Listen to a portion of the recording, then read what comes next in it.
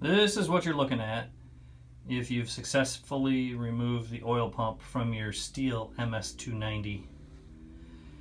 You have the entry point from the oil tank right here in this rubber hose, which fits onto the nipple of the pump, the entry. And there's the exit. That's an O-ring on there. And the tube, the exit tube of the oil pump, slips over that and seals onto there. And then from there, as many of you probably know, travels up and comes out that little hole right there to oil your bar. And this is what your oil pump looks like. Here's the nipple on the bottom right there. Here's that exit tube. You can see how it would fit right down into there. Rubber hose on the bottom, tube right there. Now, I was having a little bit of flow problem. It was hit or miss. I didn't find anything terribly obstructive, and the gear that runs the pump seemed to be good, so we're just going to put it together and hope for the best. There's the oil pump back in place, rubber hose to the bottom, tube pushed back onto the O-ring up there, and then just 1 and 2 Torx head bolts that hold it in place. This is the cam helical gear that runs the worm gear that we looked at earlier before I put the pump back in. And this just fits down over the shaft, and it'll thread down onto that worm gear, those gears will. And then this rod here that is pressure fitted on to the cam is pushed around in order to run the pump, ultimately by the drum of the centrifugal clutch. That's why there's a notch right there. So during assembly, you make sure that notch goes over that wire. So when the engine is running, this is turning, which ultimately runs the pump and feeds the oil to your bar. Next to be reassembled is your brake band. You know how when your chainsaw kicks out from kickback, throws the lock up here and you have to release it. It's tightening this down onto the clutch drum. If you don't like any of my terms that I use because you know more than I'm okay with that.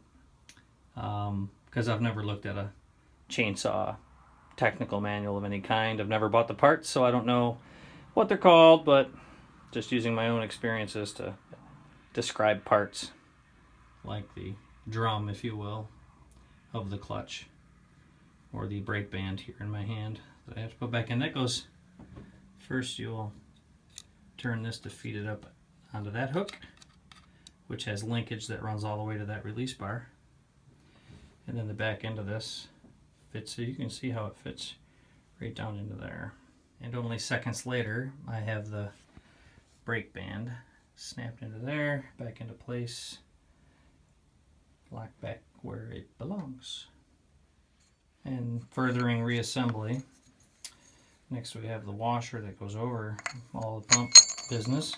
You'll see the word top stamped up here on the plate, and that's just to tell you which way this thing goes so you don't get it upside down. And that just fits over there before you put the clutch back on, making sure the raised nut is going to be up so you can actually get your socket on it and screw it down.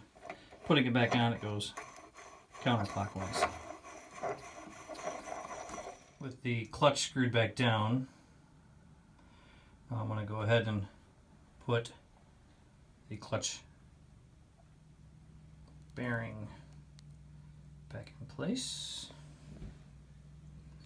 And then I can go ahead and put the drum back over it, making sure, as I said, the wire from that oil pump You can see it sticking out down in there.